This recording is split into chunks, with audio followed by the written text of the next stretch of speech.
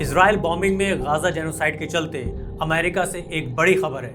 American president Joe Biden और उनके 2 cabinet ministers पर गाजा जेनोसाइड को बढ़ावा देने और इजराइल की मदद करने का मुकदमा शुरू हो चुका है। कैलिफोर्निया के डिस्ट्रिक्ट कोर्ट में सेंटर फॉर कॉन्स्टिट्यूशनल राइट्स की तरफ से बाइडेन के साथ साथ अमेरिकी स्टेट सेक्रेटरी एंटनी ब्लिंकन और डिफेंस सेक्रेटरी लॉयड ऑस्टिन के खिलाफ एक फेडरल कंप्लेंट फाइल की गई है, जिसमें अमेरिका पर फ़लस्तीनियों का जेनोसाइड न रोकने और इसमें शामिल होने का आरोप लगाया गया है। शिकायत में कहा गया है कि अमेरिका इजराइल का सबसे बड़ा और सबसे करीबी सपोर्टर है, जिसने गाजा जेनोसाइड के लिए इजराइल को मिलिट्री एड दी है। सेंटर फॉर कॉन्स्टिट्यूशनल राइट्स ने कोर्ट में कहा है कि गाजा पर इजराइल का ज़बरदस्त बॉम्बिंग मिशन तब शुरू हुआ जब प्रेसिडेंट बाइडेन ने इजराइल के लिए खुलकर सपोर्ट करने का स्टेटमेंट दिया और अमेरिकी एडमिनिस्ट्रेशन के ऑफिशियल्स ने लगातार दोहराया है और मिलिट्री, फाइनेंस और पॉलिटिकल सपोर्ट दिया है, जो कि एक बहुत ही सीरियस क्राइम है।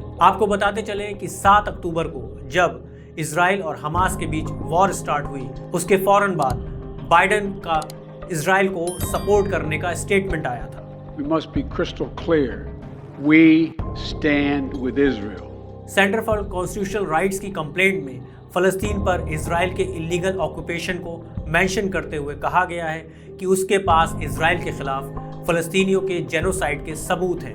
कंप्लेंट के इंपॉर्टेंट पॉइंट्स को हम हाईलाइट कर रहे हैं। पॉइंट नंबर 1, इजरायली मिनिस्टर्स और इजरायली ऑफिसर्स ने वॉर को एस्केलेट किया। पॉइंट नंबर 2, गाजा में फ़लस्तीनियों को ख़त्म करने की धमकी देकर इजरायली फ़ौज ने फोर्स्ड इवैक्यूएशन के ऑर्डर दिए और वहां केमिकल वेपन्स, जो कि इंटरनेशनली बैन है, उनका इस्तेमाल किया। पॉइंट नंबर 3, इजराइल के डिफेंस मिनिस्टर योव गैलेंट ने गाजा के लोगों को ह्यूमन एनिमल्स कहते हुए इजरायली फोर्सेस को कलेक्टिव पनिशमेंट का कॉल दिया, जिसके बाद गाजा को भुखमरी की हालत में ले जाया गया और वहां हालात बद से बदतर बन गए। और पॉइंट नंबर 4, जो कि बहुत इंपॉर्टेंट है, कि लगातार वार्निंग्स के बावजूद हॉस्पिटल्स में आईसीयू में पेशेंट्स एडमिट हैं, प्रेग्नेंट वुमेन एडमिट हैं और जो न्यू बॉर्न बेबीज़ हैं वो एडमिट हैं। इसके बावजूद इजराइल ने जानबूझकर हॉस्पिटल्स को निशाना बनाया। अल जजीरा से बात करते हुए सेंटर फॉर कॉन्स्टिट्यूशनल राइट्स की स्टाफ अटर्नी आस्था शर्मा पोखरेल ने कहा, बाइडेन चाहे तो इजराइल को सपोर्ट बंद करके फ़लस्तीनियों के इस जेनोसाइड को रोक सकते हैं, जो कि इंटरनेशनल लॉ के तहत उनकी जिम्मेदारी है,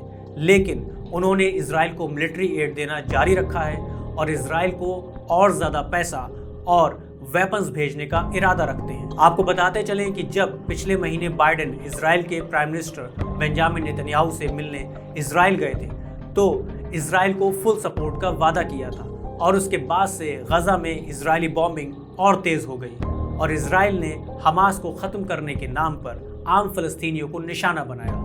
स्कूल्स और हॉस्पिटल्स पर भी बॉम्बिंग की गई, जो कि लगातार जारी है। गाजा में अभी तक इजरायली बॉम्बिंग में लगभग 12,000 लोगों की जानें जा चुकी हैं, जिसमें से 5,000 से ज़्यादा बच्चे हैं और लगभग 29,000 लोग घायल हैं और उनको इलाज नहीं मिल पा रहा है, क्योंकि इजराइल लगातार हॉस्पिटल्स को खाली करने की धमकी दे रहा है और ये कहकर बम बरसा रहा है कि उन हॉस्पिटल्स के नीचे हमास के ठिकाने हैं, जबकि कोई भी ऐसी खबर नहीं आई है जो इजराइल के इस दावे को प्रूव कर सके। जब से ये वॉर शुरू हुई है, उसके बाद से ही पूरी दुनिया समेत खुद अमेरिकन बड़ी तादाद में अमेरिकी गवर्नमेंट और इजराइल के खिलाफ डेमोन्स्ट्रेशंस कर रहे हैं, प्रोटेस्ट कर रहे हैं और सीज फायर की डिमांड कर रहे हैं। लेकिन अमेरिकी मिनिस्टर्स और ऑफिशियल्स न सिर्फ इजराइल को सपोर्ट कर रहे हैं, बल्कि खुद अमेरिका में इजरायली सपोर्टर्स की रैली करके गाजा जेनोसाइड की खुशी मना रहे हैं।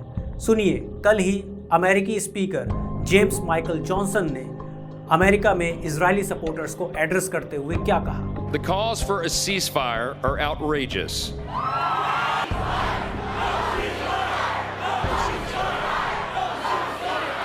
अमेरिकी और इजरायली मिनिस्टर्स की जो लैंग्वेज है इस पूरे वॉर के दौरान, उसी से साफ जाहिर है कि वो फ़लस्तीनियों के खून के प्यासे हैं और उनके हाथ खून से रगे हुए हैं। इसको कहते हुए भी उन्हें शर्म नहीं आती। अब देखना यह है कि क्या इस मुकदमे के बाद अमेरिका इजराइल को अपना सपोर्ट रोकेगा और क्या गाजा में सीज फायर होगी।